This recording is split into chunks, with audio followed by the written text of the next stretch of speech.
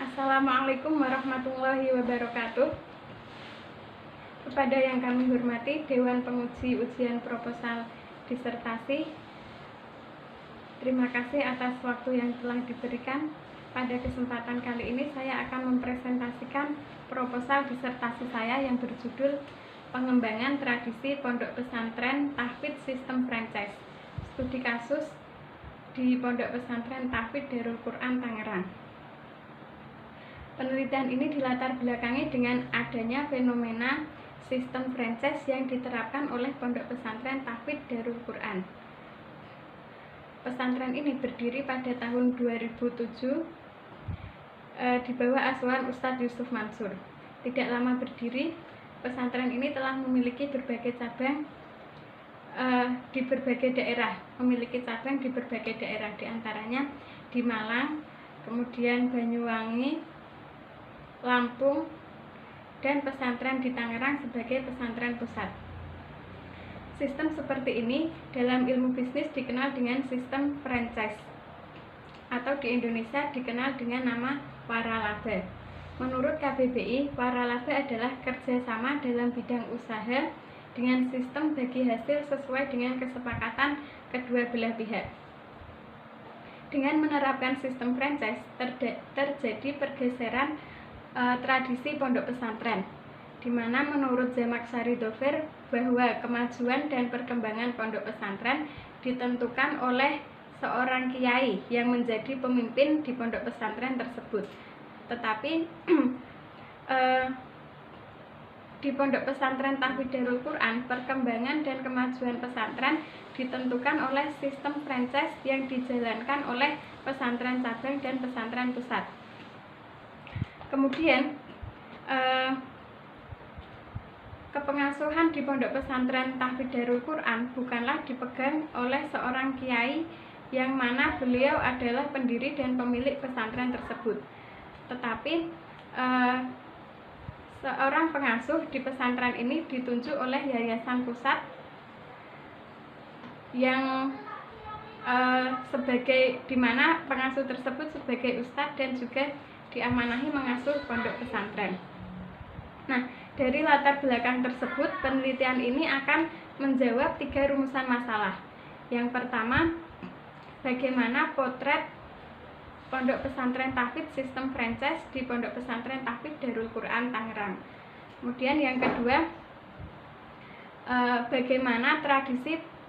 bagaimana pengembangan tradisi Pondok Pesantren Tahfidz Sistem Franchise di Pondok Pesantren Tahfidz Darul Quran Tangerang.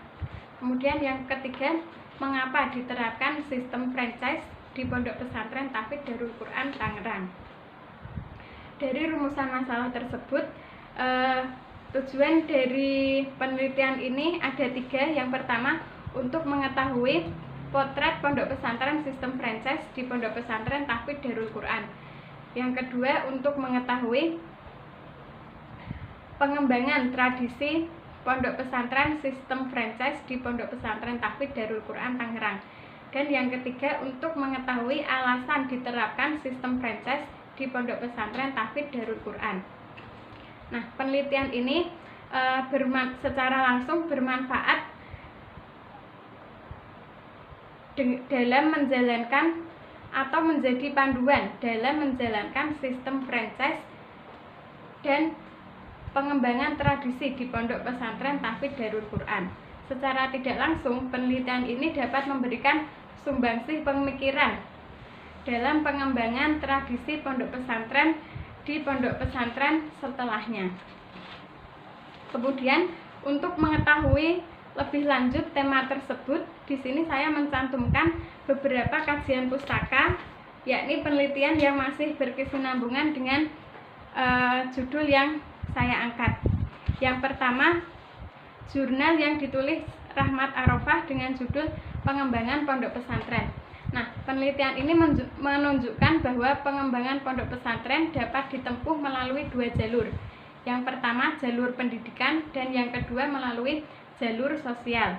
Kemudian yang kedua, jurnal yang ditulis oleh Ahmad Siddiq dengan judul Tradisi Akademik Pesantren.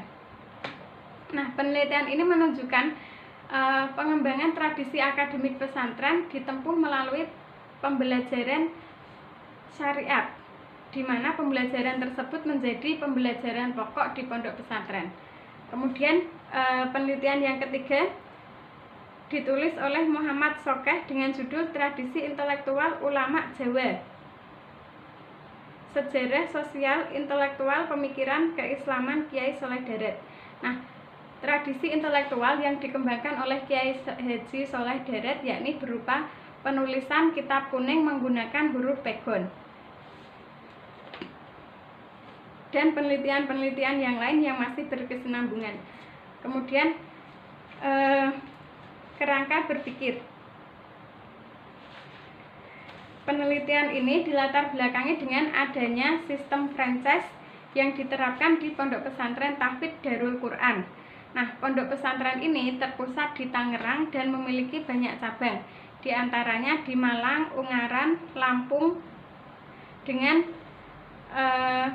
diterapkan sistem franchise, terjadi pergeseran dalam tradisi pesantren, di mana menurut tradisi lama bahwa pendirian pesantren dapat melalui hubungan kekerabatan antar kiai, dapat juga melalui santri alumni, tetapi berbeda dengan yang diterapkan oleh Pondok Pesantren Tahfidz Darul Quran, bahwa pengembangan lembaga di pondok pesantren ini dapat ditempuh melalui sistem franchise, yakni siapa yang memiliki modal, baik individu maupun kelompok, maka diperbolehkan mendirikan pesantren, meskipun basic dari orang tersebut atau kelompok tersebut bukanlah kiai ataupun keagamaannya tidak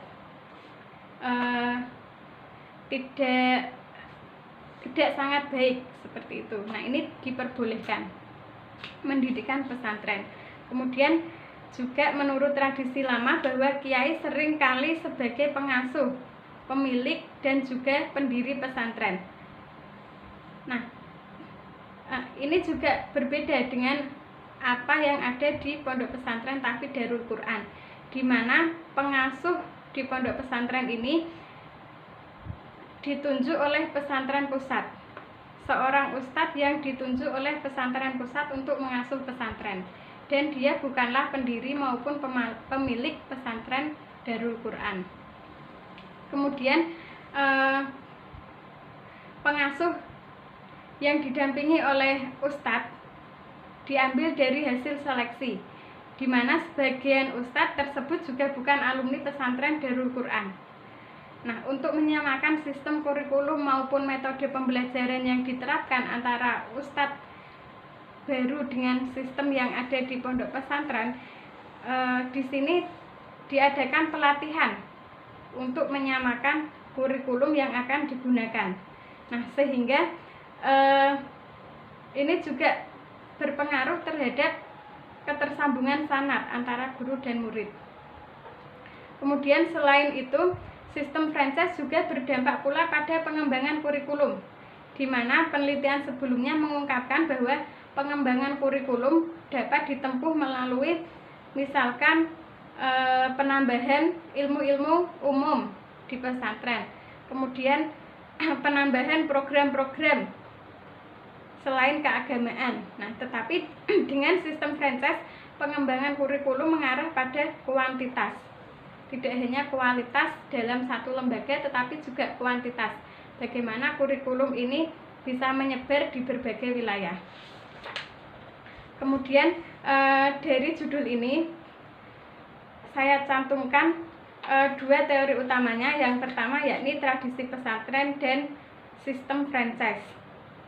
Kemudian beralih ke metode penelitian. Penelitian ini merupakan penelitian kualitatif dengan pendekatan studi kasus, yakni mengkaji secara langsung fenomena yang terjadi di Pondok Pesantren Tahfidz Darul Quran. Nah, tempat dan waktu penelitian saya ambil tempat di Pondok Pesantren Tahfidz Darul Quran yang berada di Desa Ketapang, Kecamatan Cipondo, Kota Tangerang. Nah, penelitian ini akan dimulai pada bulan Mei tahun 2020 sampai dengan bulan September 2020. Sumber data dan jenis data. Nah, untuk menggali data. Penelitian ini mengambil sumber data dari Ustadz Yusuf Mansur sebagai pembina Yayasan Darul Quran. Kemudian diambil juga dari para pengurus yayasan, diantaranya ada Ustadz Anwar Sani sebagai ketua dan kepengurusan yang lain. Dan juga sumber data sekunder diambil dari santri.